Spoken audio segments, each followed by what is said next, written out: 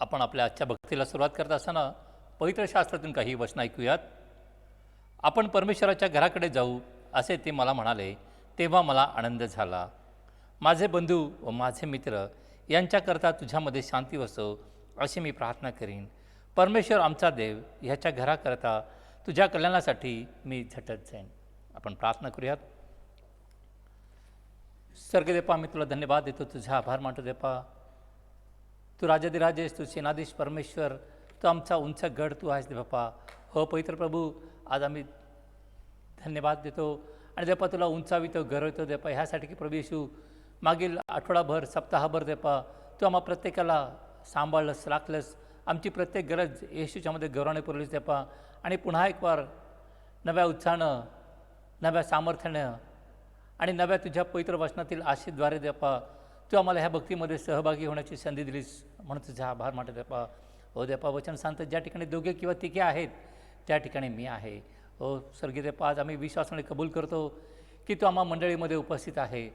जरी देपा रोगराईच्या काळामुळे आम्ही पवित्र मंदिरामध्ये एकत्र येऊन सहभागिता घेऊ शकत नाही देपा, परंतु ह्या तंत्रज्ञानाच्या द्वारे देपा आम्ही जेथे कुठे आहोत त्या ठिकाणी ह्या भक्तीमध्ये सहभागी होण्याची ही सुंदरशी संधी तू आम्हाला दिली. हे तंत्रज्ञान दिलंस म्हणून आम्ही तुझा आभार मानतो देपा.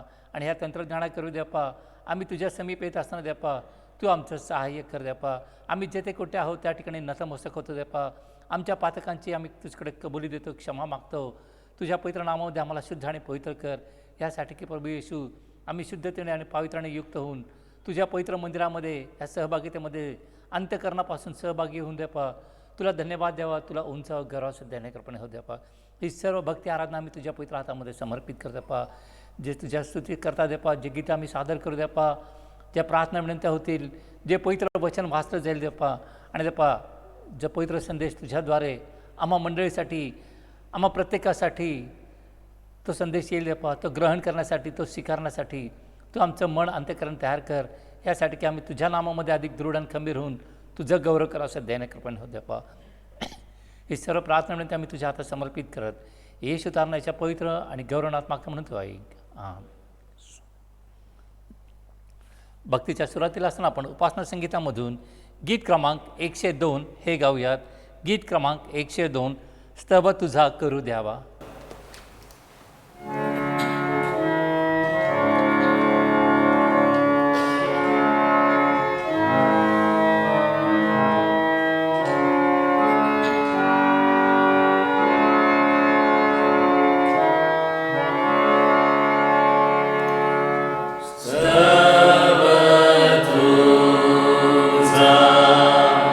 Hallelujah.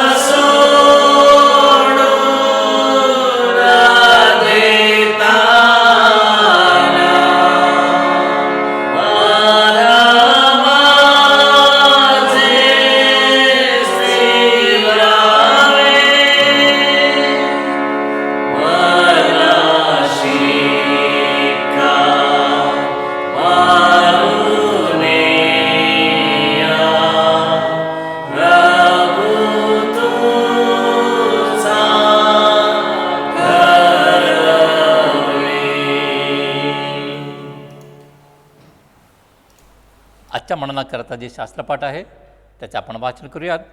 प्रथम स्तोत्रसंहिता 42 यातील 1 ते 5 ही वचनं आपण ऐकूयात. स्तोत्रसंहिता 42 यातील 1 ते 5 ही वचनं आपणासाठी कुमारी एरिका मकासरे ह्या वाचून दाखवतील.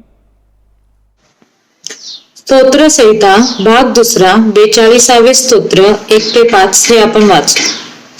हरणी जशी पाण्याच्या प्रवाहासाठी लुळपते तसा हे देवा माझा जीव तुझ्यासाठी लुळपत आहे.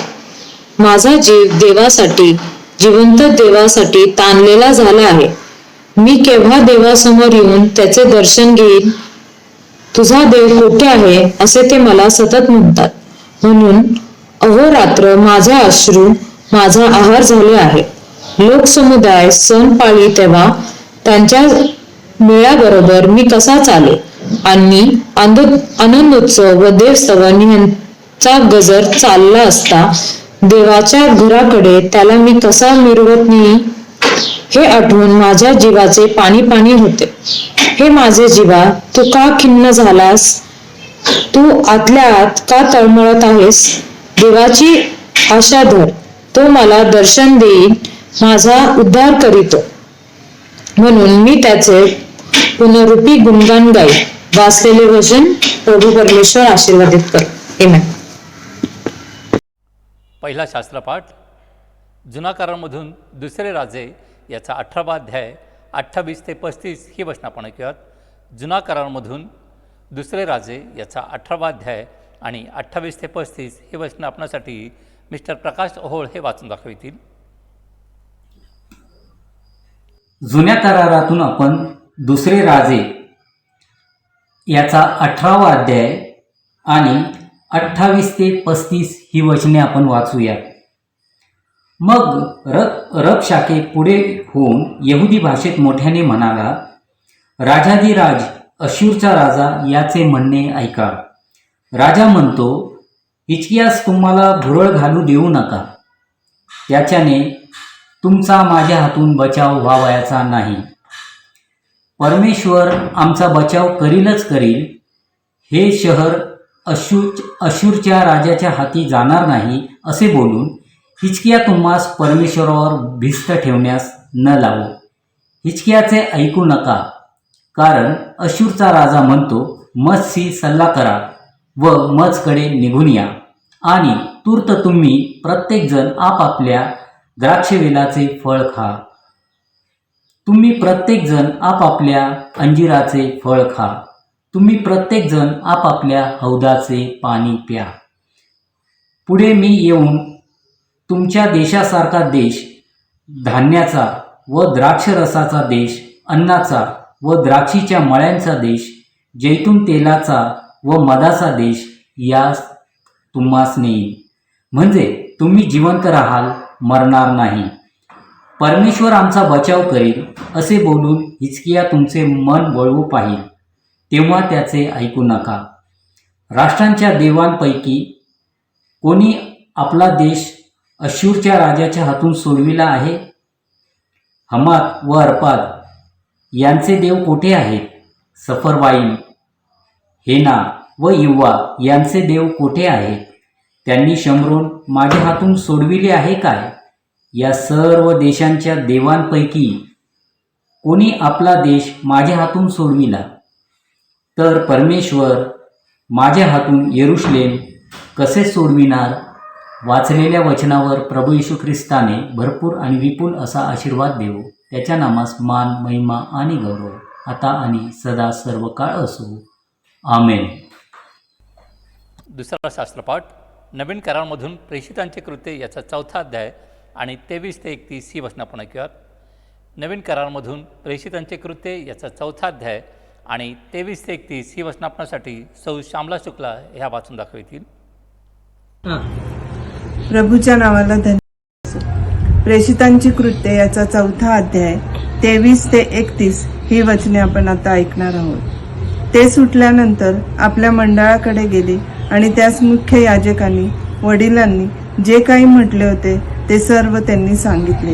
हे ऐकून ते एकचित्त होऊन देवाला उच्च वाणीने म्हणाले, हे प्रभू, आकाश, पृथ्वी, समुद्र व त्यातील सर्व काही यांचा उत्पन्न करता तूच आहेस. आमचा पूर्वज तुझा सेवक दावीद यांच्या मुखाने पवित्र आत्म्याच्या द्वारे तू म्हटले, राष्ट्र का खवळली व लोकांनी व्यर्थ कल्पना का केल्या. प्रभूविरुद्ध व त्याच्या अभिषिक्ताविरुद्ध पृथ्वीचे राजे उभे राहिले, अधिकारी नेमले. कारण खरोखरच तुझा अभिषिक्त म्हणजे तुझा पवित्र सेवक येशू याच्या विरुद्ध या शहरात विदेशी लोक व इस्रायल लोक यांच्या सुद्धा हेरोद व पंत्य पिलात हे एकत्र आले, यासाठी की जे काही घडावे म्हणून तू स्वहस्ते व स्वसंकल्पनाने पूर्वी नेमिले होते ते त्यांनी करावे. तर हे प्रभू, आता तू आमच्या धमकावण्याकडे पहा आणि बरे करण्याकरता तू आपला हात लांब करीत असता. आपल्या दासांनी पूर्ण धैर्याने तुझे वचने सांगावे असे कर. तुझा पवित्र सेवक येशू याच्या नामाने चिन्हे व अद्भुते घडावी असेही कर. वाचलेली वचने प्रभू परमेश्वर आपल्यासाठी आशीर्वादित करू. यास आपण उपासना संगीतामधून गीत क्रमांक 429 हे गाऊयात. गीत क्रमांक 429, येऊ दे जवळी तू जवळी. जवळी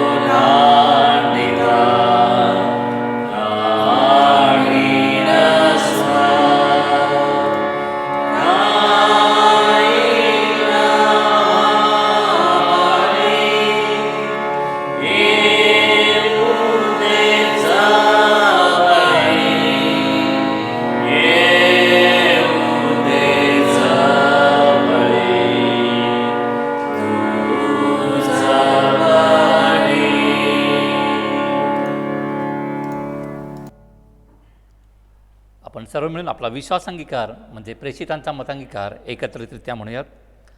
सर्वसमर्थ देव जो पिता, आकाश व पृथ्वी यांचा उत्पन्न करता, त्याचवर मी विश्वास ठेवितो आणि त्याचा एकुलता एक पुत्र येशू ख्रिस्त आमचा प्रभू, जो पवित्र आत्म्याच्या योगाने गर्भरूप झाला, कुमारी मरियाच्या उदरीत जन्मास आला, ज्याने पंत पिलाताच्या वेळेस दुःख भोगिले, ज्याला वधस्तंभी खिळले, जो मरण पावला व ज्याला पुरिले, जो मृत्युलोकात उतरला व तिसऱ्या दिवशी मेलेल्यातून पुन्हा उठला, स्वर्गात चढला आणि सर्वसमर्थ देव जो पिता याच्या उजवीकडे बसला आहे, तेथून जिवंतांचा व मेलेल्यांचा न्याय करावयास तो येणार आहे. त्याचवर मी विश्वास ठेवितो. पवित्र आत्मा, पवित्र सार्वत्रिक मंडळी, पवित्र जनांची सहभागिता, पापांची क्षमा आणि देहाचे पुनरुत्थान आणि सार्वकालिक जीवन, यावर मी विश्वास ठेवितो. आमेन. यावेळेस आपण आपला काही वेळ मध्यस्थीच्या प्रार्थनेमध्ये घालवणार आहोत. सिस्टर लीना साळवे आपणासाठी मध्यस्थीच्या प्रार्थनेत चालवितील. आपण प्रार्थना करू. हे आमच्या परमकृपा व पवित्र सेनाधीश परमेश्वरा, तुझ्या नावाला मान, महिमा, गौरव आता आणि सदा सर्व काळी वर्णी बसो. प्रभू, आम्ही तुझ्या दयेच्या सिंहासनाजवळ येत आहोत. दया कर आणि करुणा कर प्रभू परमेश्वरा. प्रथमतः प्रभूजी, मी तुझे आभार मानते की या मध्यस्थीची प्रार्थना करण्यासाठी आज तू मला ही संधी दिली आहेस. प्रभू परमेश्वरा, त्याबद्दल मी तुझ्या नावाला कोटी कोटी धन्यवाद देते. त्याचप्रमाणे लीना लोंढे यांनीही मला ही संधी दिली, याबद्दल त्यांचेही मनापासून मी आभार मानते.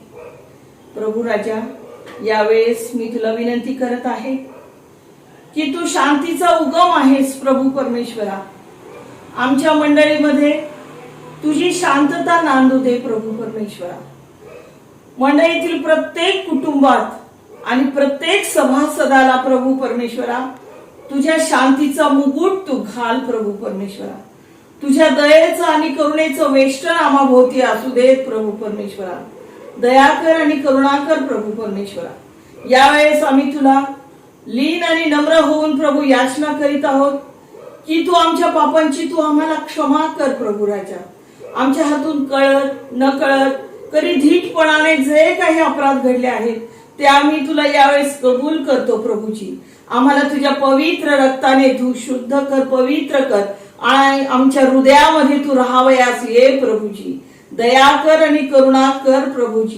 प्रभूजी, यावेळेस आम्ही तुला विनंती करत आहोत, आमच्या चर्चचे मेषपाल रेव्हरंड पराग लोंढे या पालसाहेबांसाठी आम्ही विनंती करत आहोत. प्रभू परमेश्वरा, की त्यांनी आमच्यासाठी आज जो काही आध्यात्मिक मानना आणला आहे प्रभूजी, तो ग्रहण करण्यास तू आम्हाला सक्षम कर. प्रभूजी, आणि त्यांचा तू ताबा घे.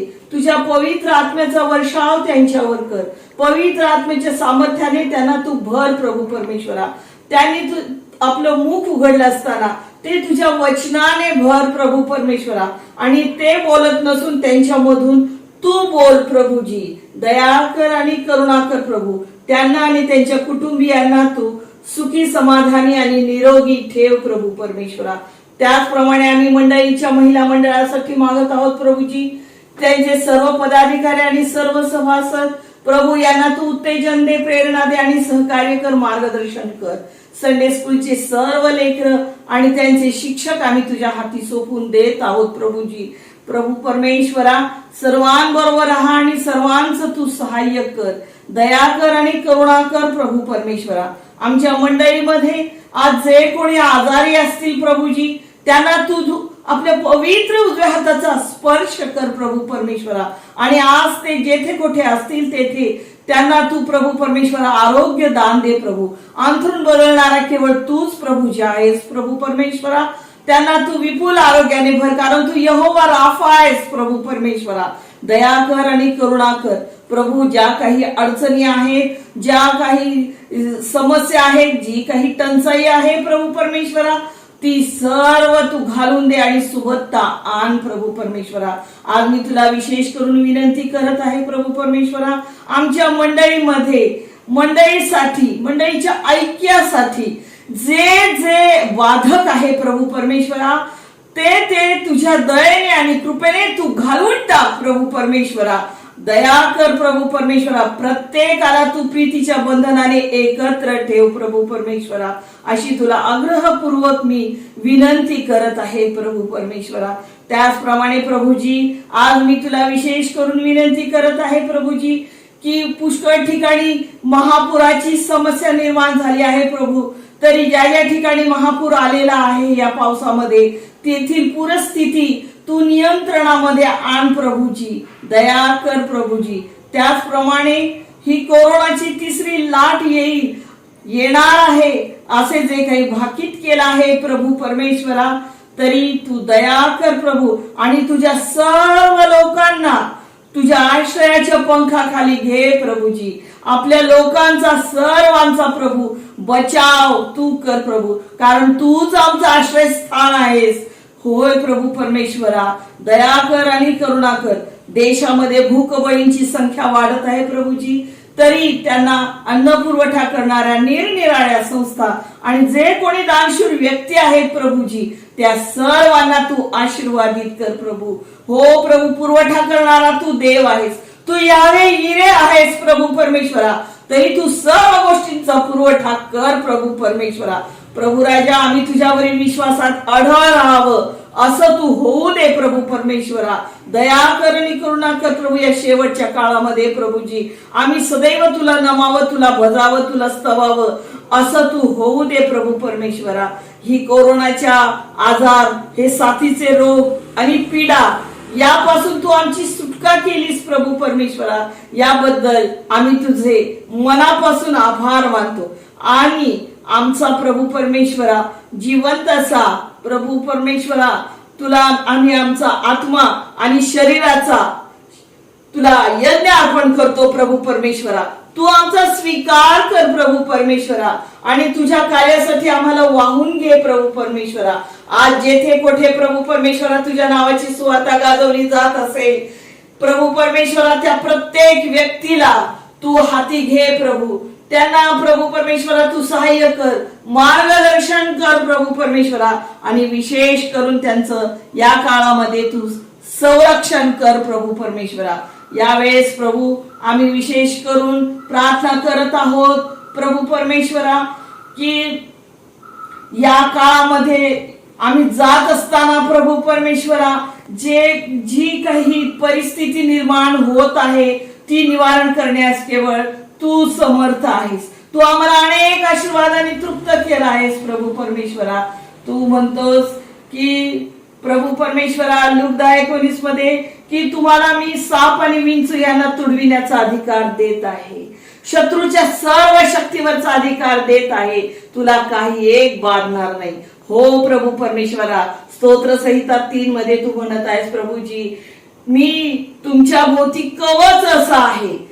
प्रभूजी तू आमचे गौरव आहेस, तू आमचे डोके वर करणारा आहेस प्रभूजी. दया कर आणि करुणा कर प्रभू. या आशीर्वादांबद्दल आम्ही तुझे मनापासून आभार मानतो प्रभूजी. प्रभू दया कर.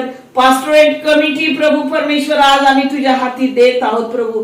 त्यांना योग्य असं मार्गदर्शन कर प्रभू, आणि त्यांचा प्रभू परमेश्वरा तू आतापर्यंत उपयोग करून घेतला, आम्ही तुझे आभार मानतो. त्यांनी आतापर्यंत केलेली सेवा तू मान्य करून घे प्रभू. त्यांच्या मार्गातील सर्व अडचणी तू दूर कर प्रभू परमेश्वरा, आणि अधिकाधिक सेवा देण्यास प्रभू परमेश्वरा तू त्यांना सबळ असं कर प्रभू. त्याचप्रमाणे या देशाचे पंतप्रधान प्रभू परमेश्वरा त्यांच्यासाठी आम्ही मागत आहोत, आणि त्यांचं मंत्रिमंडळ प्रभू देशामध्ये सुव्यवस्था आणि शांतता राखण्यास तू त्यांना मदत कर. पुणे धर्म प्रांताचे आमचे बिशप साहेब प्रभू परमेश्वरा त्यांनी या पुणे धर्म प्रांताचा कारभार व्यवस्थितरित्या सांभाळण्यासाठी त्यांना तू प्रभू परमेश्वरा तुझं ज्ञान बुद्धी आणि शक्ती आरोग्य दे प्रभू परमेश्वरा. सर्वांबरोबर राहा आणि सर्वांचं तू सहाय्य कर प्रभू परमेश्वरा. तू आमचा आश्रय आहेस प्रभू, तू आमचा दुर्गम खडक आहेस प्रभू परमेश्वरा. तूच आमचा देव आहेस, तुझ्याशिवाय आम्हाला अन्य कोणी देव नाही. प्रभू राजा तुला पुन्हा एक वार विनंती करत आहे की ही जी परिस्थिती आहे ही बदलण्यास केवळ तू समर्थ आहे. आमच्या बरोबर राहा प्रभू राजा.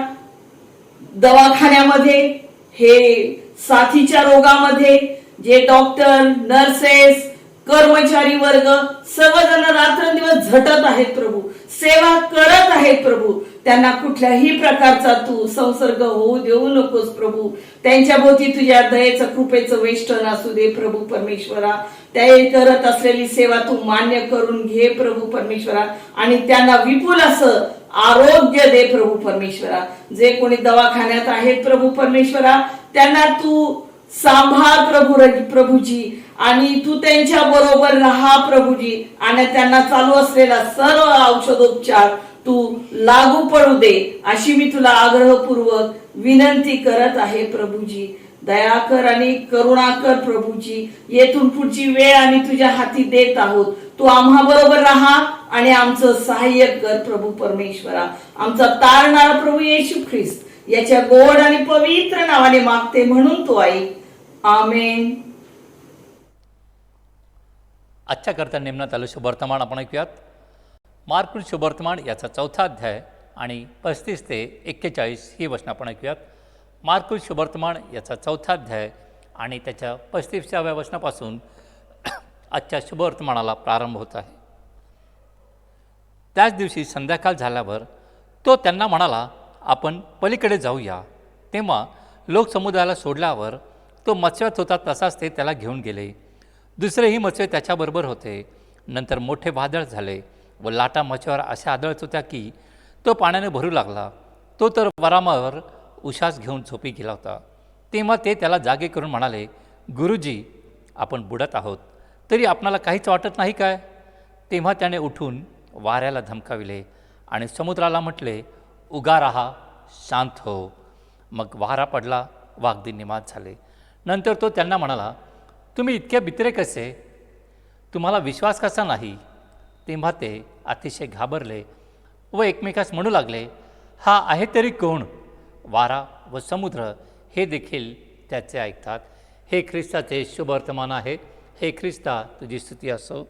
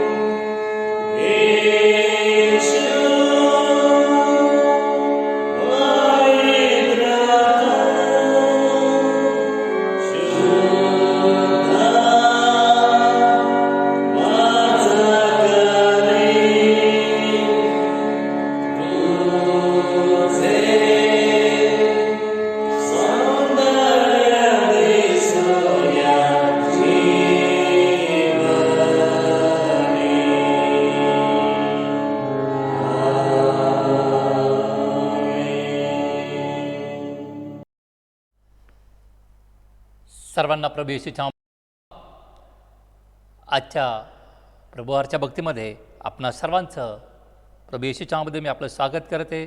आणि माझा विश्वास आहे की आपण सर्वजण देवाच्या गौरवासाठी उत्सुक आहोत. आजच्या म्हणण्याकरता जे शास्त्रपाठ वाचले आहेत ते मी पुन्हा एकदा आपणासाठी वाचून दाखवतो. स्तोत्रसंहिता 42 यातील 1 ते 5 ही वचनं, जुना करारमधून दुसरे राजे याचा 18वा अध्याय आणि 28 ते 35 ही वचनं आपण ऐकली. आणि नवीन करारमधून प्रेषितांचे कृत्य याचा 4था अध्याय आणि 23 ते 31 ही वचनं आपण ऐकली. आणि शुभवर्तमान मार्क शुभवर्तमान याचा 4था अध्याय आणि 35 ते 41 ही वचनं आपण ऐकली. ह्या सर्व वचनास अनुसरून जो आपला आजचा विषय आहे तो म्हणजे संकट समय देवच आपला आधार. संकट समय देवच आपला आधार. आपण प्रार्थना करूयात. स्वर्गदेपा, मी तुला धन्यवाद देतो, तुझा आभार मानतो देपा. पुन्हा एक वार देपा तुझ्या गौरवासाठी देपा ही सुंदरशी वेळ तू आम्हाला दिलीस म्हणून आम्ही तुझा आभार मानतो. आणि जसे आहोत आम्ही तसे तुझ्या अधीन स्वाधीन होत असताना देपा जे वचनं आम्ही ऐकली देपा त्या प्रत्येक वचनाबद्दल आम्ही तुला धन्यवाद देतो. आणि आज त्या वचनावर चिंतन मनन करत असताना देपा तू आमचं अंतःकरण उघड, आमचे कान उघड देपा. ह्यासाठी की प्रभू येशू ते पवित्र वचन आम्ही चिंतन मनन करावं, ते ग्रहण करावं देपा, आणि जो तुझा पवित्र संदेश आहे तो स्वीकारून ती विश्वासाची कृती करण्यासाठी तू आम्हाला बुद्धी दे, चातुर्य दे, ज्ञान दे देपा. हो पवित्र प्रभू, या वचनाद्वारे तू आम्हा प्रत्येकाला आणि मला देखील आशीर्वादित कर देपा. या पवित्र वचनाची भाकर म्हणत असताना देपा, तुझ्या पवित्र इंगाचा स्पर्श तू माझ्या जिभेला कर, तुझ्या पवित्र आत्म्याच्या सामर्थ्याने, ज्ञानाने तू मला भर. ह्यासाठी की प्रभू येशू मी घटलं जाऊ देत माझ्या देवा, पण तुझं नाव उंचावलं जाऊ देत, कारण तू उंच आणि उंच ठिकाणी विराजमान असा सेनाधीश परमेश्वर आहे. आम्ही आमचं चित्त तुझ्याकडे लावितो. आज त्या सामर्थ्याद्वारे, त्या ज्ञानाद्वारे, त्या पवित्र आत्म्याच्या अभिषेकाद्वारे तू आम्हा प्रत्येकाला भर. ही सर्व प्रार्थना विनंती येशू तारण्याच्या नावात मागतो, आमेन. प्रियांनो, आजचा आपला जो विषय आहे तो म्हणजे संकट समय देवच आपला आधार. संकट समय देवच आपला आधार. आज आपण ह्या जगामध्ये जगत असताना आपणा प्रत्येकाला ठाऊक आहे की संकट म्हणजे काय, किंवा आपल्या प्रत्येकाच्या वैयक्तिक जीवनामध्ये देखील आपण ह्या संकटाशी मुकाबला केलेला आहे. मग ते संकट कोणत्याही प्रकारचं असो, नैसर्गिक असो किंवा रोगराईचा असो, किंवा आमचे मानसिक ताणतणाव असो, आमचं आत्मिक युद्ध असो, किंवा कोणत्याही प्रकारचं जरी संकट असलं तरी एक ख्रिस्ती विश्वासणारा म्हणून जेव्हा आम्ही ख्रिस्तावर, आमच्या स्वर्गीय पित्यावर विश्वास ठेवतो, त्या साहजिकच तो आम्हाला मदत केल्याशिवाय राहणार नाही. आणि त्याचं वचन सांगतं, मी सदोदित तुम्हाबरोबर आहे, मी सदोदित तुम्हाबरोबर आहे. फक्त एकच की ती विश्वासाची कृती देखील आम्ही त्या संकटामध्ये केली पाहिजे, त्या संकट काळाच्या प्रसंगामध्ये आम्ही केली पाहिजे. आम्ही धीर सोडता कामा नये, आम्ही धीर सोडता कामा नये प्रियांनो. कारण आम्ही मानवी बुद्धीनं, आत्मिक दृष्टीनं, देवावरील विश्वासामध्ये कधीकधी आम्ही कमकुवत होतो आणि तेथेच आमचा नाश होतो. तेथेच आमच्या विश्वासाची, आमच्या धीराची परीक्षा होते आणि त्या परीक्षेमध्ये कदाचित आम्ही असफल होतो आणि मग त्या संकटाचा परिणाम आम्हाला भोगावा लागतो प्रियांनो.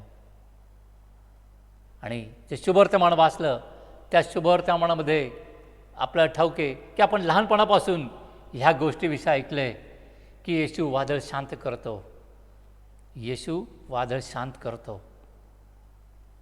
त्या ठिकाणी त्यानं वादळाला, त्या वाऱ्याला धमकावलं, त्या समुद्राला धमकावलं प्रियांनो.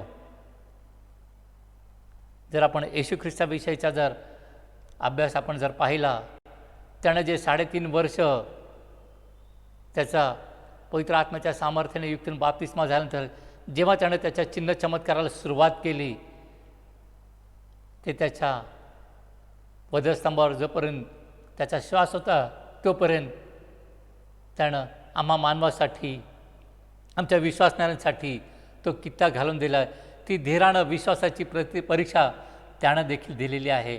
आणि हे परीक्षा देत असताना त्यानं अनेक प्रसंगांना तोंड दिलेले आहेत. शास्त्री परुषी झाले किंवा सर्वसामान्य लोक झाले, याजक झाले, परुषी झाले, या सर्वांना तोंड देताना येशू ख्रिस्त देखील त्या प्रत्येक प्रसंगामध्ये विजयी ठरलेला आहे. कारण का, तर त्याचा स्वर्गीय पित्यावर विश्वास होता, त्याच्या ठाई पवित्र आत्म्याचा अभिषेक, पवित्र आत्म्याचं सामर्थ्य प्रभू येशूवर होतं. आणि त्या सामर्थ्याने युक्त होऊन त्यानं प्रत्येक परिस्थितीमध्ये, प्रत्येक प्रसंगामध्ये विजयी येशू ख्रिस्त झालेला आहे प्रियांनो.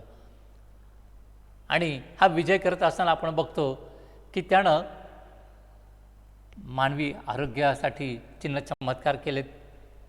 जे असाध्य व्याधींनी ग्रस्त असे लोक होते, निरनिराळे व्याधी, रोगराई, त्यांनी ते व्याधीग्रस्त असे लोक होते, त्या प्रत्येकासाठी येशू ख्रिस्तानं वेगवेगळ्या प्रकारचे चिन्ह चमत्कार केलेत.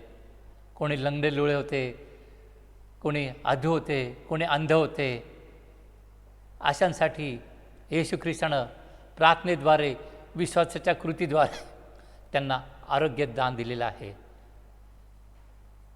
ते सामर्थ्य येशू ख्रिस्तामध्ये आहे. ते सामर्थ्य काल देखील होतं, आज देखील आहे आणि उद्या देखील आहे. फक्त एवढंच की ते आम्ही उपयोगात आणलं पाहिजे प्रियांनो. ते सामर्थ्य नुसतं त्या आजारांवर नाही, तर जे मरण पावलेले आहेत त्यांच्यावर देखील येशूचं सामर्थ्य होतं, येशूचा अधिकार होता. त्याने मेलेल्यांना देखील त्या मरणातून उठवलेला आहे. आणि तो देखील स्वतः मरण पावल्यानंतर तो तिसऱ्या दिवशी पुन्हा उठलेला आहे.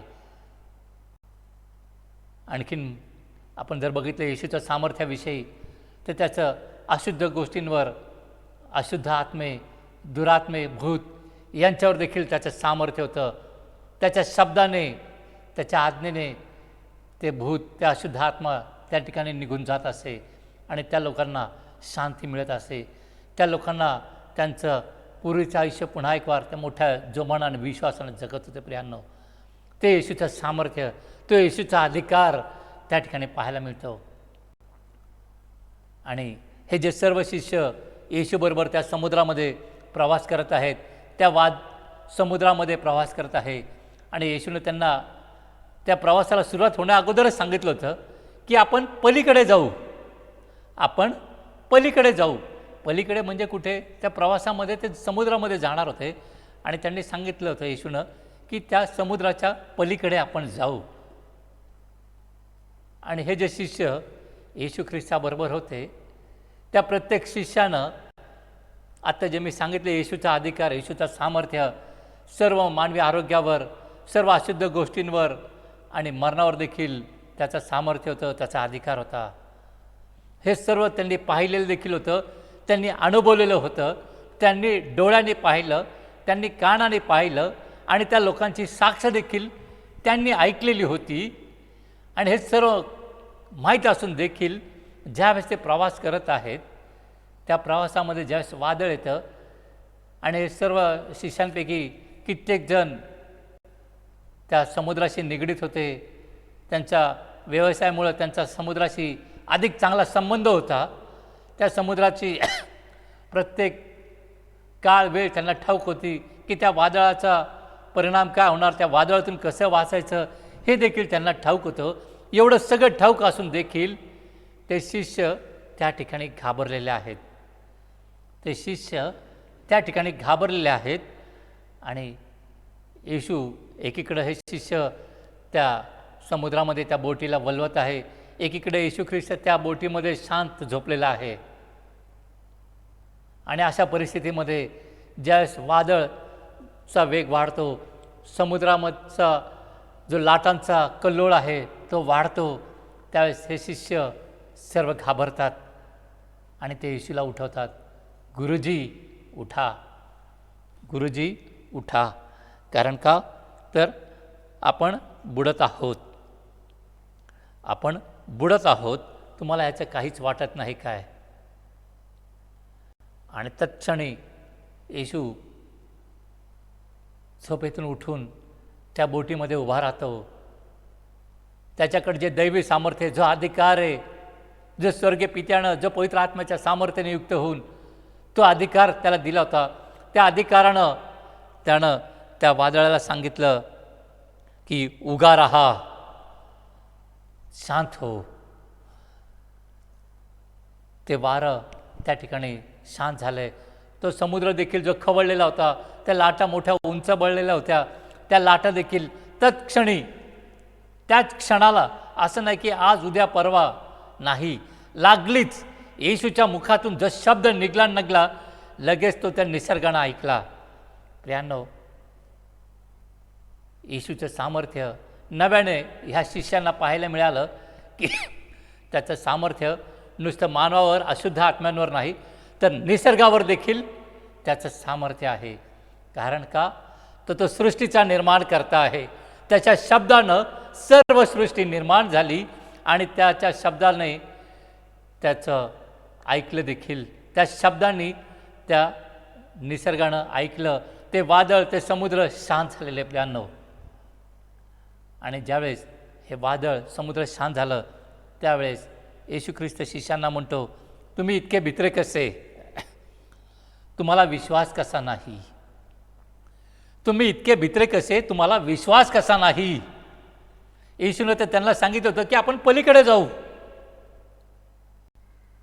म्हणजे त्यांनी विश्वासामध्ये स्थिर राहायला पाहिजे होते, त्यांनी खंबीर राहायला पाहिजे होते. परंतु ते अडखळले प्रियानो, त्यांच्या विश्वासामध्ये ते उन्हे पडले. आणि नंतर आपण पाहतो की हे सर्व झालेलं असताना ते शिष्य भयभीत झाले आहेत आणि ते एकमेकास म्हणू लागले की हा आहे तरी कोण, हा आहे तरी कोण.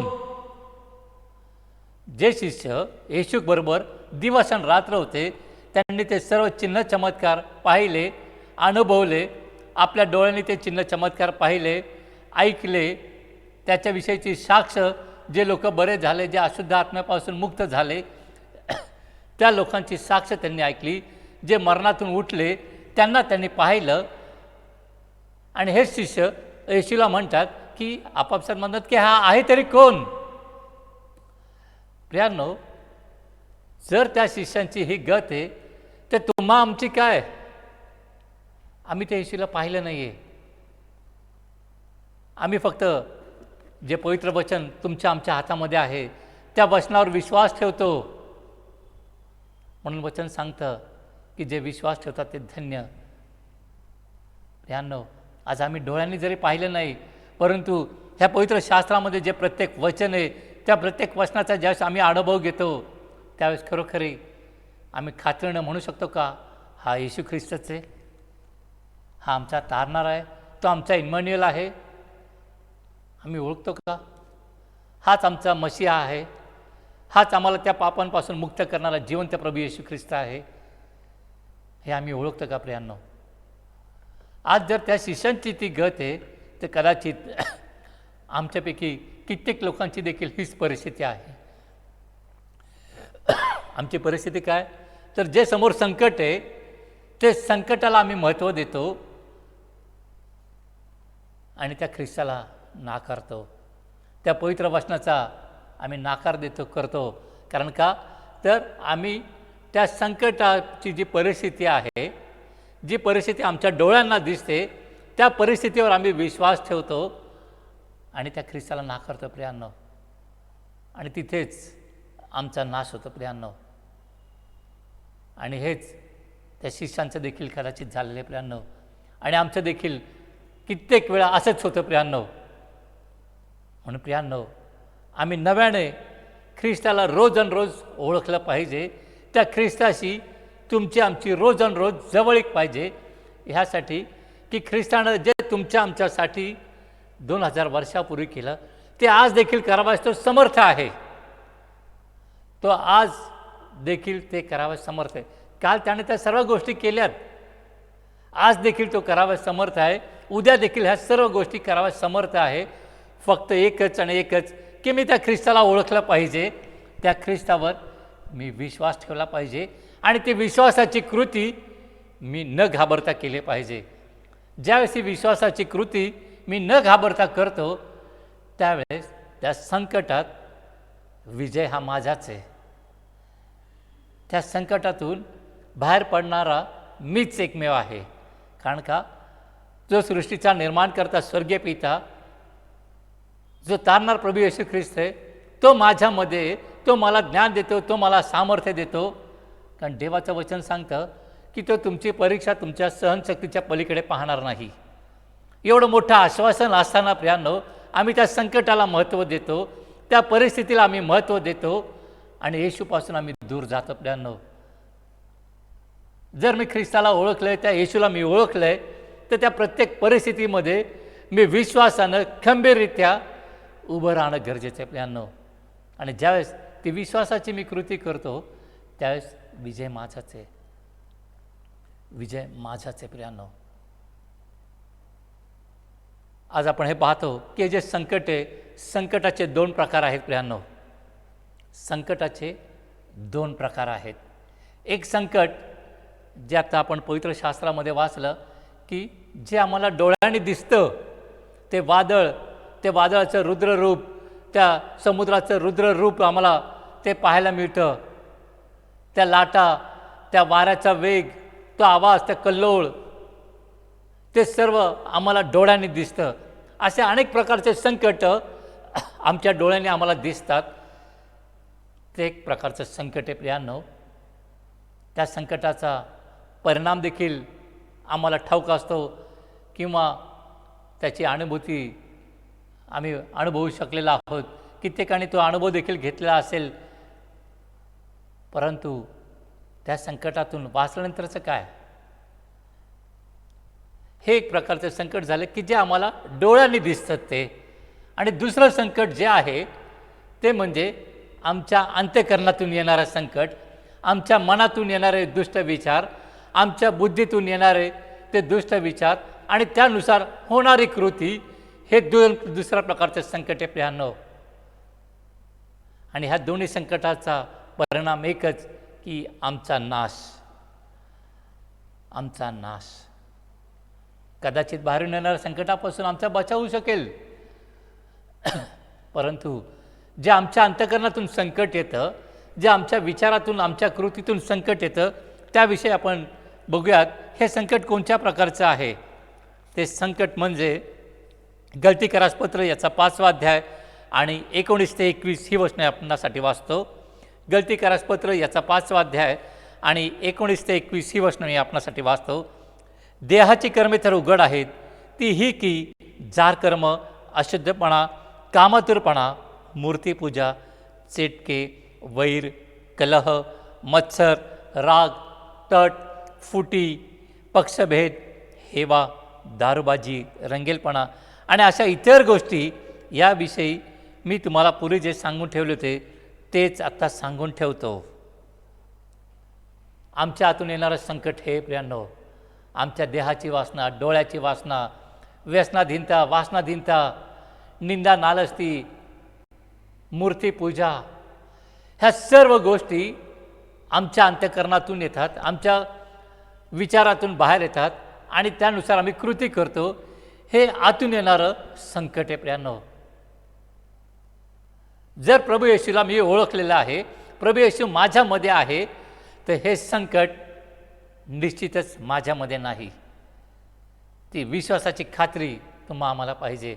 जर त्या तारणाऱ्याला मी पूर्णपणे ओळखलं, त्या स्वर्गीय पित्याला मी ओळखलं, त्यांना मी माझ्या अंतःकरणात स्थान दिलं, तो पवित्र आत्म्याचा अभिषेक, तो सामर्थ्य माझ्यामध्ये आहे, तर निश्चितच आतून येणारं संकट मी हे टाळू शकतो. त्या संकटावर, त्या मोहावर, त्या बंधनांवर, माझ्या अविचारांवर मी विजय मिळवू शकतो. कारण का ख्रिस्त माझ्यामध्ये आहे, प्रभू येशू माझ्या अंतःकरणामध्ये आहे, माझ्या हृदयामध्ये आहे. आणि ज्यावेळेस ख्रिस्ताला मी पूर्णपणे ओळखतो त्यावेळेस माझ्या हृदयाचा ताबा हा ख्रिस्ताकडे आहे. आणि ख्रिस्त हा हाताने बांधलेल्या मंदिरात नाही राहत, तर त्याने बांधलेल्या मंदिरामध्ये म्हणजे मानवाच्या अंतःकरणामध्ये राहतो. फक्त ती विश्वासाची कबुली मी दिली पाहिजे. तो विश्वास मी माझ्या कृतीद्वारे, विश्वासाच्या द्वारे व्यक्त केला पाहिजे प्रियांनो. आणि ज्यावेळेस आम्ही विश्वास व्यक्त करतो त्यावेळेस हे आतून येणारं जे संकट आहे त्याच्यावर मी विजय मिळवतो प्रियांनो. ह्या संकटाला काबूमध्ये राखण्यासाठी प्रियांनो ख्रिस्ताचा आणि माझं नातेसंबंध दृढ पाहिजे. ख्रिस्ताचं आणि माझं नातेसंबंध दृढ पाहिजे प्रियांनो. आणि ते नातेसंबंध दृढ कशामुळे होतं, तर ख्रिस्ताची आणि माझी सहभागिता हवी. मी सदोदित त्याच्या प्रार्थनेमध्ये स्वतःला अधिकाधिक दृढ आणि खंबीर करणं गरजेचं आहे. मी माझा अधिकाधिक वेळ जो देवाला मी कमिट केला आहे, देवाशी जो मी एक संघ राहण्याचा जो करार मी केलेला आहे, तो वैयक्तिकरित्या असो, कौटुंबिकरित्या असो की सामाजिकरित्या असो, ज्यावेळेस तो करार मी पूर्णपणे पाळतो त्यावेळेस अशा प्रकारच्या संकटांवर निश्चितच मी विजय मिळवतो प्रियांनो.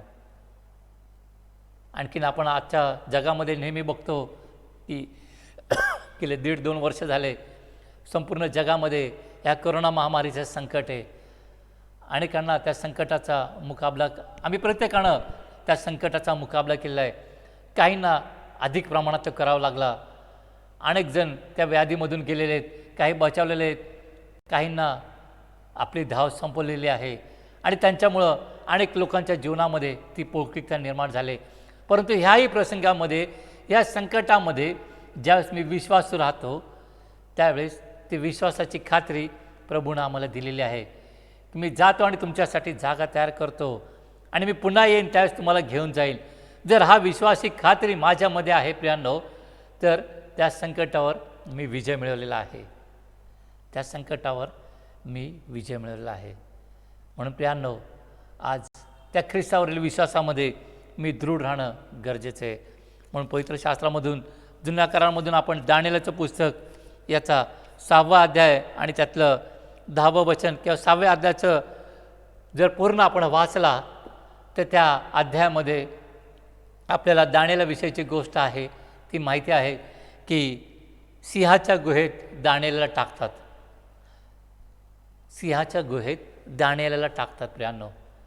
आणि हे संकट त्या दानिएलावर येतं. तर काय येतं?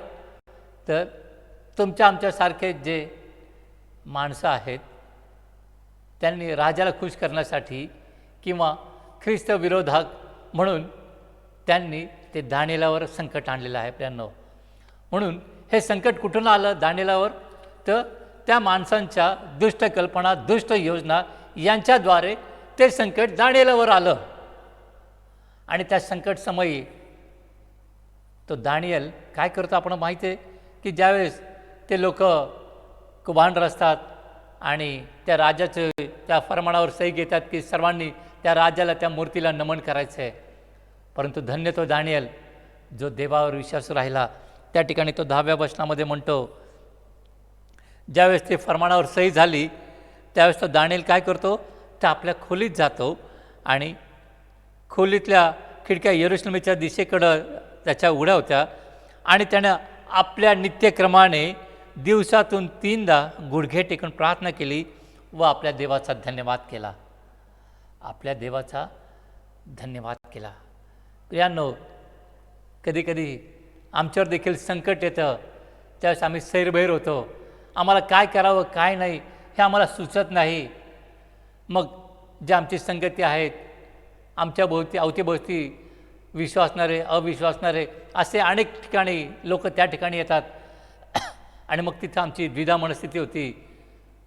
मग तिथं आमची जी विश्वासाची परीक्षा आहे ती परीक्षा होती आणि कदाचित त्या परीक्षेमध्ये आम्ही अयशस्वी होतो. वास्तविकता आम्ही यशस्वी व्हायला पाहिजे, परंतु आम्ही अयशस्वी होतो आणि तेच त्या संकटाचं, नाशाचं कारण होतं प्रियांनो. दानिएलवर देखील हे जे संकट आलं त्यावेळेस त्याने काय केलं?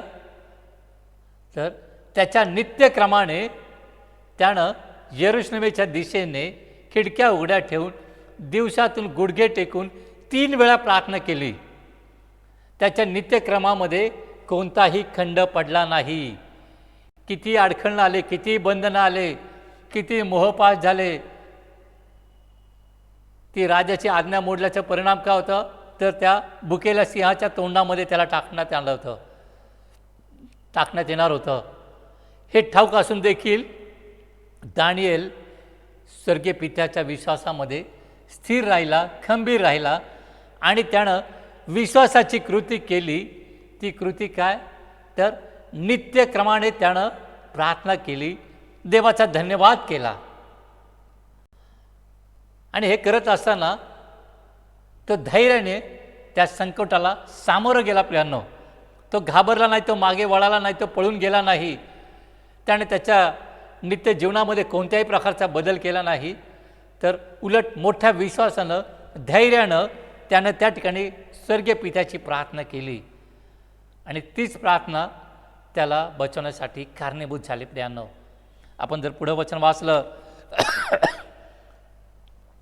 गलतीकारास पत्र याचा 6वा अध्याय आणि 16वा वचन आपण वाचतो की राजाच्या आज्ञेवरून दानिएलला सिंहाच्या गुहेत टाकण्यात आलं. राजाच्या आज्ञेवरून, कारण का तो राजा होता. जर त्याने ते फरमान रद्द केलं असतं तर निश्चितच त्याच्या कारकिर्दीला काळिमा लागली असती. आज आमच्या जीवनामध्ये देखील अशाच अनेकच्या गोष्टी होतात प्रियांनो. आमच्या अवतीभोवती असणारे लोक आम्हाला दबाव टाकतात, मोहात टाकतात, प्रश्नात टाकतात, कठीण प्रसंगामध्ये ते आम्हाला टाकतात आणि मग आमची तिथं द्विधा मनस्थिती होते. ह्याही परिस्थितीमध्ये दानिएलानं आम्हाला दाखवून दिलं की तो देवावरील विश्वासामध्ये स्थिर आहे. आणि तो राजा जो राजा आहे त्या ठिकाणी तो दानिएलला म्हणतो, ज्या देवाची तू नित्य सेवा करीतोस तो तुला सोडवील. त्या राजाला ठाऊक आहे की हा दानिएल कोणा मूर्तीची कोणत्या दैवताची पूजा करत नाही, तर तो जिवंत देवाची प्रार्थना करतो. जिवंत देवावर त्याचा विश्वास आहे आणि म्हणून तो राजा त्या ठिकाणी विश्वासाची साक्ष देतो की ती साक्ष म्हणजे काय, तर ज्या देवाची तू नित्य सेवा करीतोस तो तुला सोडवील. ज्या देवाची तू नित्य सेवा करीतोस तो तुला सोडवील. ही साक्ष कोण देतं, तर तो राजा त्या ठिकाणी ती साक्ष देतो. आणि ती साक्ष म्हणजे काय, तर तो तुला सोडवील. 22-23 वचन, त्याच अध्यायामधलं 22-23 जर वचन पाहिलं, ज्यावेळेस दुसऱ्या दिवशी त्या सिंहाच्या गुहेमध्ये त्याला टाकण्यात येतं, दुसऱ्या दिवशी राजा त्या ठिकाणी त्या गुहेजवळ जातो आणि 22व्या वचनामध्ये तो त्याच्या अगोदर जर आपण पाहिलं तर तो राजा त्या दानिएलाबरोबर वार्तालाप करत आहे. तो त्या ठिकाणी म्हणतो, शोक स्वराने जाऊन म्हणतो, हे दानिएला, जिवंत देवाच्या सेवका, ज्या देवाची तू नित्य सेवा करीतोस त्याला सिंहापासून तुला सोडवता आले आहे काय. त्या राजाला देखील तो प्रश्न पडलेला आहे. ज्या विश्वासानं त्यानं मगाशी आपण बघितलं की त्यानं साक्ष दिली की तो देव तुला सोडविल, तो विश्वास त्यानं व्यक्त केला आहे. आणि ज्यावेळेस त्या दुःखामध्ये, कारण त्या राजाला दानिएल पाहिजे होता, म्हणून तो शोकस्वराने त्याला म्हणतो, त्या देवाला तुला सोडवता आलं आहे काय. या ठिकाणी त्या राजाचा अविश्वास दिसतो प्रियांनो. परंतु दानिएलाचा त्याच्यावर काहीही एक परिणाम झालेला नाही आहे. तो दानिएल मोठ्या विश्वासानं म्हणतो, माझ्या देवानं आपला दिव्यदूत पाठवून त्यांची सिंहाची तोंडे बंद केली, मला काही एक उपद्रव झालेला नाही, कारण त्या देवासमोर मी निरपराधी ठरलो आहे. त्या देवासमोर मी निरपराधी ठरलेलो आहे. प्रियांनो, आज आम्ही जे काही करत आहोत, ज्यावेळेस ते देवाला भिवून करतो, देवाला स्मरण करतो, त्यावेळेस निश्चितच स्वर्गीय पित्याला, आमच्या तारणाऱ्या प्रभू येशूला आनंद होतो प्रियांनो. कारण का, तर आम्ही प्रत्येक प्रसंगामध्ये सुखात असो दुःखात असो, ज्यावेळेस आम्ही विश्वासाची कृती करतो, देवाला धन्यवाद देतो, आम्ही त्या विश्वासात डळमळत नाही, त्या विश्वासानं स्थैर्यानं उभं राहून आम्ही आमचा जीवितक्रम प्रभू येशूच्या नावामध्ये पूर्ण करतो. त्यावेळेस देव आमच्यासाठी महान कार्य करतो. आणि तेच कार्य त्या दानिएलाच्या बाबतीत झालं. त्यानं त्या सिंहाची तोंड बंद केलेली आहे आणि त्या ठिकाणी दानिएलाचा बचाव झालेला पाहायला मिळतं आपल्याला. हे कशामुळे शक्य झालं, तर दानिएलाचा जो महत्त्वाचा गुण होता की देवाकडे प्रार्थना करणं. संकट जरी समोर होतं तरी त्याने त्याच्या कृतीमध्ये बदल केला नाही. त्याच्या विश्वासामध्ये तो स्थिर आणि खंबीरच राहिला. आणि त्याचं प्रतिफळ काय झालं, तर त्या मरणाच्या दाढेतून त्याचा जीव वाचलेला आहे. त्या ठिकाणी दानिएल म्हणतो की ते वचन सांगता आम्हाला 23व्या वचनातला शेवटला भाग, कारण त्याचा आपल्या देवावर भरोसा होता. ज्यावेळेस आम्ही ती विश्वासाची कृती करतो, त्यावेळेस आमचा स्वर्गीय पिता, आमचा तारणारा प्रभू येशू आमच्यासाठी अशक्यप्राय गोष्टी शक्य करणारा जिवंत देव आहे. आमच्या देवाला अशक्य काहीच नाही प्रियांनो. म्हणून प्रियांनो, आम्ही आमच्या विश्वासात दृढ राहिलं पाहिजे. आणखीन जर आपण पाहिलं की संकटाद्वारे काय होतं, ज्यावेळेस आमच्याकडं बाहेरून किंवा आतून देखील जे संकट येतात आणि ज्यावेळेस त्या संकटामध्ये आम्ही स्थिर उभा राहतो, खंबीर उभा राहतो, त्यावेळेस आमच्या जीवनाकडं बघून लोक आमच्याविषयी साक्ष देतात. आणि ती साक्ष ह्या ठिकाणी राजानं सर्व त्या प्रजेला सांगितली. ती साक्ष काय, तर दानिएलाच्या देवापुढे कंपित होऊन त्याचे भय धरावे, कारण तो जिवंत देव आहे, तो सर्व काळ जवळ आहे, त्याचे राज्य अविनाशी व त्याचे प्रभुत्व अनंत आहे. ज्याने दानिएला सिंहाच्या पंजातून सोडविले तोच बचाव करणारा व मुक्तिदाता आहे. तो आकाशात व पृथ्वीवर चिन्हे व उत्पात घडविणारा आहे. तो राजा या ठिकाणी आमच्या स्वर्गीय पित्याविषयी तो साक्ष देत आहे. तो म्हणतो दानिएलाचा देव. आज लोकांनी आमच्याविषयी देखील ही साक्ष दिली पाहिजे की ब्रदर देशपांडे मंडळीचा देव जिवंत आहे. या मंडळीतील प्रत्येक लहान तरुणांचा देव जिवंत आहे. म्हणून प्रियांनो, आज ते साक्षीरूपी जीवन जगत असताना ख्रिस्ताला मी पूर्ण अंतःकरणाने पूर्ण मनाने ओळखणं गरजेचं आहे. स्वर्गीय पित्याला मी ओळखणं गरजेचं आहे. त्याच्या सामर्थ्यावर, त्याच्या प्रत्येक गोष्टींवर, त्याच्या प्रत्येक पवित्र वचनावर मी विश्वास ठेवलेला पाहिजे. आणि त्या वचनाद्वारे तो अनुभव जोपर्यंत मी घेत नाही तोपर्यंत ख्रिस्ताला मी ओळखत नाही. जर मी ख्रिस्ताला ओळखत नाही प्रियांनो, तर कितीही संकट आले तर नाश हा माझाच आहे. सर्वस्वी नाश हा आम्हा प्रत्येकाचाच आहे. जर तुम्हाला त्या नाशामध्ये विजयी व्हायचा असेल, त्या नाशापासून तुमचा बचाव व्हायचा असेल, त्या नाशापासून तुम्हाला स्वर्गीय पित्याला उंचवायचा असेल, तर ख्रिस्ताचे आणि माझे नातेसंबंध दृढ आणि खंबीर होणं गरजेचं आहे. त्या ख्रिस्ताला मी पूर्णपणे ओळखणं गरजेचं आहे. आणि नुसतं ओळखून उपयोग नाही, तर ती विश्वासाची कृती केली पाहिजे. कित्येकदा आम्ही ख्रिस्ताला ओळखतो प्रियांनो, ते वचन आम्ही आत्मसात केलेत, ग्रहण केले आहेत, परंतु विश्वासात कमी पडतो. आम्ही त्या ख्रिस्तावरील विश्वासामध्ये कमी पडतो आणि मग आमचा नाश होतो प्रियांनो. संकट दाराशी आहे, तो सैतान दाराशी आहे. मग आमचं युद्ध जर आम्हाला करायचं असेल तर ती वचनाची ढाल आणि तलवार माझ्या पवित्र हातामध्ये, माझ्या मुखामध्ये पाहिजे प्रियांनो. ज्यावेळेस ती वचनाची ढाल तलवार माझ्या हातामध्ये, माझ्या मुखामध्ये आहे, त्यावेळेस कितीही संकट येऊ द्या, संकटामध्ये सहाय्य करणारा परमेश्वर हा आमच्याबरोबर आहे. तोच एकमेव आमचा आधार आहे. तोच एकमेव आमचा आधार स्तंभ आहे. की किती भयानक संकट असलं, मग ते आमच्या डोळ्यांना दिसणारं संकट असो, की आमच्या आतून येणारं संकट असो, की आमचे जे विरोधक आहे त्यांच्यापासून येणारं संकट असो, त्या प्रत्येक संकटामध्ये मात ही आमचीच आहे, विजय आमचाच आहे. कारण का, तर ख्रिस्ताला मी ओळखतो. त्या ख्रिस्त म्हटल्या खडकावर मी स्थिर आणि खंबीर उभा आहे. ते वचनाची ढाल आणि तलवार माझ्या विश्वासामध्ये, माझ्या कृतीमध्ये आहे.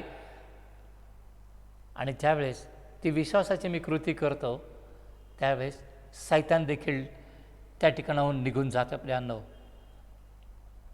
आज जर मला त्या सैतानावर, त्या संकटावर विजय मिळवायचा असेल, तर ख्रिस्ताला मी वैयक्तिकरित्या, कौटुंबिकरित्या, एक मंडळी म्हणून मी ओळखणं गरजेचं आहे. आणि ज्यावेळेस त्या ख्रिस्त म्हटल्या खडकावर मी माझं घर बांधतो, त्यावेळेस तो ख्रिस्त माझ्या अंतःकरणामध्ये राज्य करतो. त्याच्या पवित्र आत्मा, त्याचं पवित्र सामर्थ्य हे मला ओतप्रत भरतं. ह्यासाठी की वचन सांगतं की बलाने नव्हे, पराक्रमाने नव्हे, तर माझ्या आत्म्याने कार्यसिद्धीस होईल. आज तो पवित्र आत्म्याचं सामर्थ्य त्यानं आम्हाला दिलेलं आहे. आणि आपण बघतो की येशूने देखील पवित्र आत्म्याच्या सामर्थ्याने युक्त होऊन प्रत्येक प्रसंगामध्ये, प्रत्येक संकटामध्ये त्याने विजय मिळवलेला आहे. तो अभिषेक त्याच्यामध्ये कार्यरत होता, तो शब्द त्याच्यामध्ये होता, तो स्वर्गीय पिता त्याच्यामध्ये होता, तो येशू ख्रिस्त स्वतः शब्द त्या ठिकाणी बोलला आणि ते वादळ, तो समुद्र शांत झालेला आहे प्रियांनो. आज ते दैवी सामर्थ्य प्रभूनं आम्हा प्रत्येक विश्वासणाऱ्याला दिलेलं आहे. फक्त एकच आणि एकच की ते सामर्थ्य, तो पवित्र आत्मा मी विश्वासानं स्वीकारला पाहिजे. ती विश्वासाची कृती मी केली पाहिजे. तो पवित्र आत्म्याचा अभिषेक मी माझ्या अंतःकरणामध्ये कार्य करू दिला पाहिजे प्रियांनो.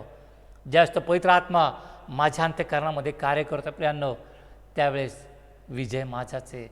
त्या संकटावर, त्या परिस्थितीवर विजय मिळवणारा स्वर्गीय पिता, तो प्रभू येशू ख्रिस्त तुमच्या आमच्यामध्ये आहे प्रियांनो.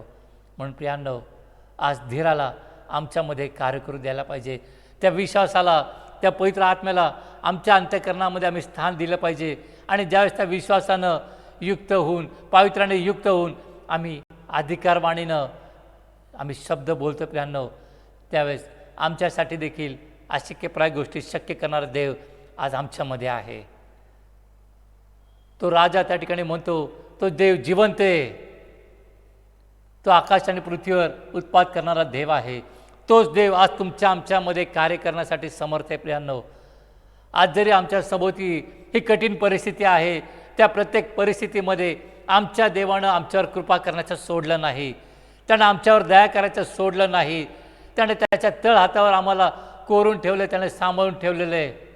त्याच्या पवित्र रक्ताचं कवच आमच्या सभोवती आहे, ह्यासाठी की आमचा नाश होऊ नये, तर आम्हाला सार्वकालिक जीवन प्राप्त व्हावं. आम्ही त्या संकटामध्ये, त्या परीक्षांमध्ये, त्या मोहामध्ये पडू नये, तर आमच्या आत्म्याचं, आमच्या शरीराचं रक्षण व्हावं. म्हणून प्रियांनो, आजच संधी आहे की त्या ख्रिस्ताला मी नुसतं ओळखून उपयोग नाही आहे, तर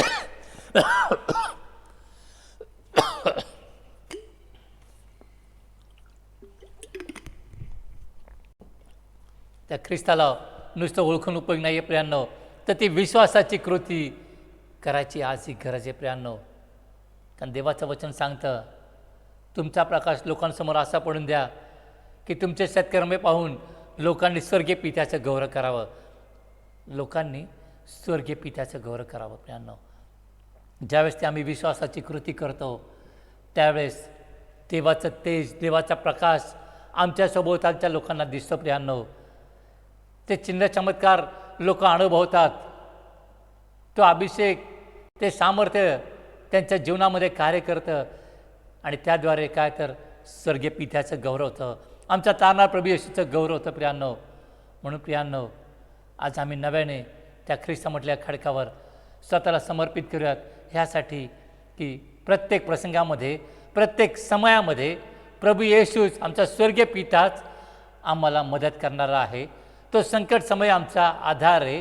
किती अडखळणं आले, बंधनं आले, तरी तो आम्हाला टाकणार नाही, सोडणार नाही, तर तो आम्हाला त्याच्या तळ हातावर राखून ठेवणारा जिवंत असा देव आहे.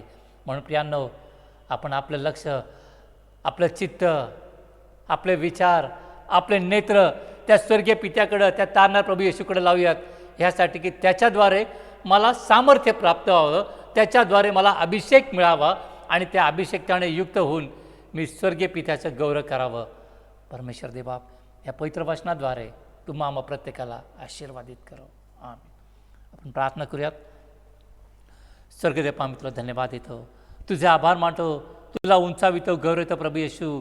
हो प्रभू येशू, आमच्यावर येणारं संकट जरी हे तात्कालिक असलं तरी ते संकट, त्याच्यावर विजय मिळवणारा परमेश्वरच हा आमच्याबरोबर आहे. या विश्वासामध्ये आम्ही स्वतःला रिक्त करतो देवप्पा. त्या विश्वासामध्ये आम्ही दृढ आणि खंबीर होतो, यासाठी की आम्ही लज्जित आणि फज्जित होणार नाही, तर आम्ही आशीर्वादित आणि आशीर्वादितच होणार देवप्पा. कारण प्रभू येशू, तू आम्हाला तुझ्या पवित्र रक्ताच्या कुंपणामध्ये तू आम्हाला सुरक्षित ठेवलं देपा. आज देपा, तुझ्या पवित्र रक्ताच्या द्वारे देपा आम्ही आमच्या मंडळीतील प्रत्येक लहान थोरांना कव्हर करतो देपा. आमच्या मंडळीतील प्रत्येकात सभोवती तुझ्या पवित्र रक्ताचं कुंपण आम्ही उभारतो देपा, यासाठी की प्रभू येशू कोणत्याही संकट त्यांच्यापर्यंत येऊ नये, तर विश्वासानं, त्यानं धैर्यानं त्या संकटाशी मुकाबला करावा आणि देपा प्रभू येशूच्यामध्ये त्या प्रत्येकानं विजयी व्हावं. कारण आम्ही जिवंत देवाची जिवंत लेकरं आहोत. आम्ही विजय ख्रिस्ताची विजयी लेकरं आहोत. त्यानं त्याचं निर्दोष निष्कलंक रक्त आम्हा प्रत्येकासाठी सांडलं. त्या रक्ताद्वारे त्याने आम्हाला शुद्ध आणि पवित्र केलं. ते सामर्थ्य, तो अभिषेक त्याने पवित्र आत्म्याच्याद्वारे आम्हाला दिला. आज त्या पवित्राने युक्त होऊन देपा आम्ही सर्वजण तुझं स्तुती गौरव करतो, यासाठी की आम्ही आमच्या स्वर्गीय पित्याची साक्ष सांगावी, आमच्या तारणार प्रभू येशूचं आम्ही गौरव करावं. त्याचा प्रकाश, त्याचा अभिषेक जो आम्हाला मिळाला, त्या अभिषेकाने युक्त होऊन आम्ही तुला धन्यवाद करावा. कारण प्रभू येशू, ज्यावेळेस आम्ही तुझं स्तुती स्तवन करतो, ज्यावेळेस आम्ही धन्यवाद करतो, त्यावेळेस त्या संकटाशी मुकाबला करण्यासाठी आम्हाला सामर्थ्य प्राप्त होतं, आम्हाला बळ प्राप्त होतं आणि आमच्यासाठी अशक्य प्राय गोष्टी शक्य होतात. कारण ते शक्य करणारा फक्त आणि फक्त जिवंत परमेश्वरच आहे. आज त्या परमेश्वराकडं आम्ही नतमस्तक होतो.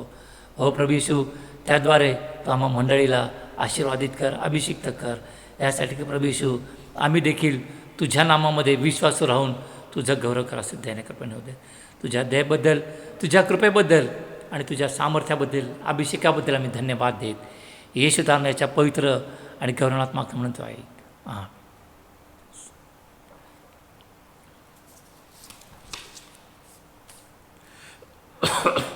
मंडळीच्या कामकाजाकरता आपण काही जाहिराती आणि निवेदन ऐकणार आहोत. आपल्या मंडळीचे सचिव सुनील भंडारे आपणासाठी जाहिरात आणि निवेदनं देतील. सरळासाठी तो यश प्राप्ती सुलभ करीतो, सात्विकपणे चालणाऱ्यास तो ढाल आहे. नीतिसूत्रे 2:7. प्रभू येशू ख्रिस्ताच्या नावामध्ये आपला सर्व सलाम. ज्या सभासदांचे वाढदिवस तसेच लग्नाचे वाढदिवस आहेत अशांना मंडळीतर्फे मी शुभेच्छा व्यक्त करतो आणि पाळक साहेब त्यांच्यासाठी विशेष प्रार्थना करतील अशी मी पाळक साहेबांना विनंती करतो. ज्या सभासदांनी अद्याप इस्टर टीप परत केले नसतील अशांना ते लवकरात लवकर परत करण्याची नम्र विनंती आहे. आपली अर्पणे, दशमांश, वर्गणी आपण ऑनलाईन किंवा प्रत्यक्षरित्या चर्चमध्ये येऊन भरू शकता. सभासदांना आवाहन करण्यात येत आहे की सध्या करोनामुळे चर्च बंद आहे, त्यामुळे चर्चची आर्थिक परिस्थिती खूपच नाजूक आहे. अशा परिस्थितीत देखील नवीन स्वच्छतागृह पुरुष व महिलांसाठी वेगवेगळे व पाळकसाहेबांसाठी पार्सलेज दुरुस्ती अशी महत्त्वाची व मोठी कामे करण्यात आली आहेत. याकरिता आपणाकडून विशेष देणगी देण्याची विनंती करण्यात येत आहे. आपण आपल्या इच्छेनुसार आपले दान या कामकरता देऊ शकता. धन्यवाद.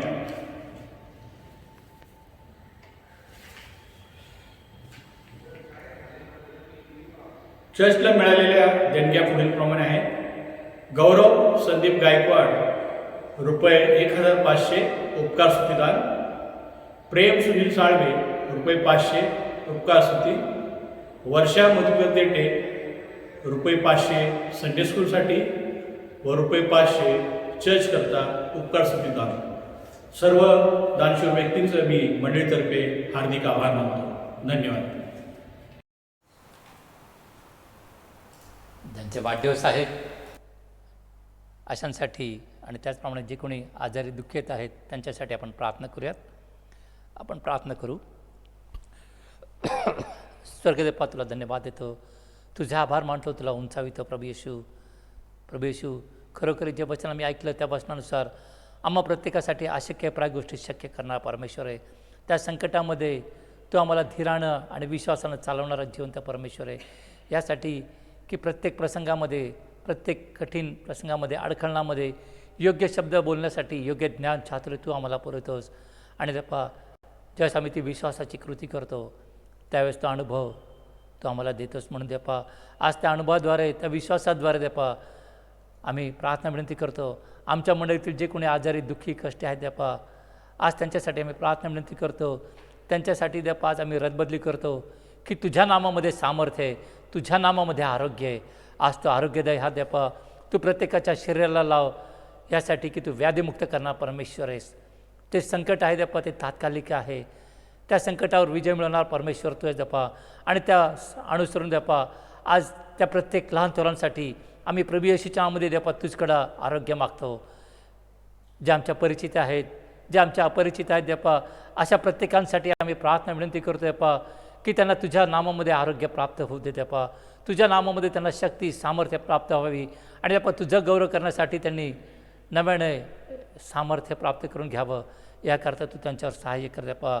हो प्रभू येशू तू त्यांना उत्तम आरोग्य दिलंस म्हणून धन्यवाद देतो, कारण तू व्याधीमुक्त करणार परमेश्वर आहे. तुझ्या पवित्र रक्ताद्वारे देपा आमचे व्याधी, आमचे रोग हे बरे झाले देपा. आणि तो अनुभव आम्ही प्रभू येशूच्या नावामध्ये प्रत्येकाच्या जीवनासाठी, प्रत्येकाच्या शरीरासाठी आम्ही विश्वासाने स्वीकारतो आणि ती विश्वासाची कबुली देतो पा की तू त्यांना बरं केलंस म्हणून धन्यवाद देतो. हो प्रभू येशू तू प्रार्थना ऐकलीस म्हणून धन्यवाद देतो. त्याचप्रमाणे ज्या कोणाचे वाढदिवस आहेत देपा अशा प्रत्येक लहान थोर व्यक्तींसाठी आम्ही तुला धन्यवाद देतो देपा. त्यांना तू आजपर्यंत सांभाळलंस, राखलंस. त्यांची प्रत्येक आत्मिक भौतिक गरज ख्रिस्त येशूमध्ये गौरवाने पुरवलीस देपा. उत्तम शक्ती, सामर्थ्य आणि आरोग्य तू प्रत्येकाला दिलंस. अनेक अडखळणं, बंधनात, सुखादुखात तू त्यांचा सहाय्यक मार्गदर्शक झाला देपा. आणि देपा त्यांना तू आजपर्यंत सांभाळलंस म्हणून धन्यवाद देतो देपा. आणि हा नवीन वाढदिवस नवीन जन्मदिवस तू त्यांना दाखविलास देपा, म्हणून तुला धन्यवाद देतो. या जन्मदिवसाबद्दल आम्ही तुला धन्यवाद देत असताना देपा, इथून पुढच्या जीवनामध्ये तू त्यांचा सहाय्यक हो, त्यांचा मार्गदर्शक हो. यासाठी की प्रभू येशू तुझं वचन सांगतं, मी तुला कदापि सोडणार नाही, टाकणार नाही, तर मी तुला माझ्या हातावर झेलून धरील. मी माझ्या हातामध्ये तुला मी सांभाळून ठेवीन, कारण का तू माझ्या दृष्टीने अनमोल आहेस. हो प्रभू येशू, आज तो अनुभव त्या प्रत्येकाच्या जीवनासाठी इथून पुढच्या दिवसामध्ये येऊ दे देपा, यासाठी की त्यांचा जन्मदिवस त्यांच्यासाठी आशीर्वादाचं कारण व्हावं आणि तुझं गौरव त्यांच्याद्वारे प्रगट व्हावं असं ध्यानकृपेने होऊ दे देपा. त्या प्रत्येकाला तू सहाय्य कर, सामर्थ्य दे देपा. त्यांच्या ज्या इच्छा आकांक्षा आहेत, त्यांच्या ज्या काही योजना आहेत देपा, जे काही ते स्वप्न आहेत देपा, ते प्रभू येशूच्यामध्ये पूर्ण करण्यासाठी देपा त्यांना तुझ्या पवित्र वचनाद्वारे ज्ञान दे, सामर्थ्य दे आणि खरोखरी त्यांच्या प्रत्येक हातच्या कामाला तू यश दे, बरकता दे. यासाठी की देपा ते जेथे कुठे जातील त्यांच्याद्वारे ख्रिस्ताचं गौरव व्हावं, तुझ्या नावाचा महिमा व्हावा देपा आणि खरोखरी ते प्रत्येक प्रसंगी देपा ते मस्तकाप्रमाणे, मुकुटाप्रमाणे सगळीकडे देपा ते प्रमुख आहेत असं ध्यानकृपेने होऊ देपा. ओ स्वर्गीय देपा, तुझ्या दयेबद्दल, कृपेबद्दल धन्यवाद देतो. त्या प्रत्येकाला तू सांभाळलं आणि इथून पुढे देखील तू त्यांच्याबरोबर आहे, ह्या विश्वासामध्ये आम्ही त्या प्रत्येकाला तुझ्या हातामध्ये नव्याने समर्पित करतो. येशू तारणाच्या पवित्र आणि करुणात मागतो म्हणतो ऐक. आमेन.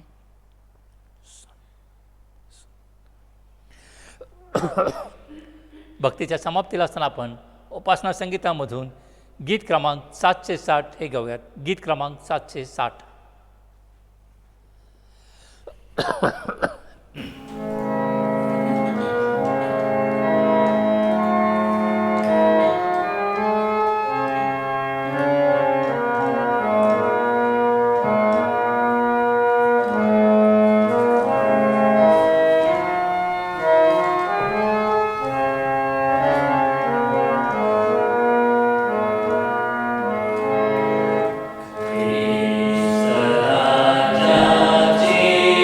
सुवा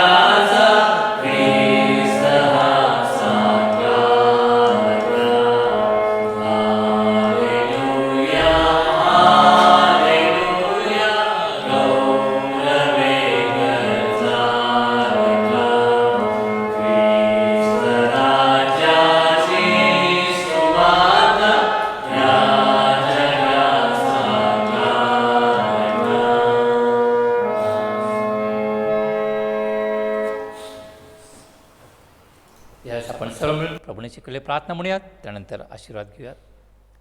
हे आमच्या स्वर्गातील पित्या, तुझे नाव पवित्र मानले जाओ, तुझे राज्य येवो, जसे स्वर्गात तसे पृथ्वीवरही तुझ्या इच्छेप्रमाणे हो. आमची रोजची भाकर आज आम्हास दे, आणि जसे आम्ही आमच्या ऋणास ऋण सोडले आहे तसेच तूही आमची ऋणे आम्हास सोड, आणि आम्हास परीक्षेत आणू नकोस, तर आम्हास वाईटापासून सोडी, कारण की राज्य, सामर्थ्य आणि गौरव ही सर्व काळ तुझीच आहे. बुद्धी सामर्थ्याच्या पलीकडे असलेली देवाची शांती तुमचे मने व तुमचे अंतःकरणे त्याच्या पवित्र नामामध्ये सदा सर्व काळ शुद्ध आणि पवित्र राखो. परमेश्वर आपला मुखप्रकाश तुम्हावर पाडो, त्याच्या नामामध्ये, त्याच्या वचनामध्ये तो तुम्हाला दिन आणि प्रतिदिन त्याच्या विश्वासामध्ये दृढ करो. आता देवबापाची प्रीती, प्रभू येशूची कृपा आणि पवित्र आत्म्याची सहभागिता आम्हाबरोबर सदा सर्व काळ असो. आमेन.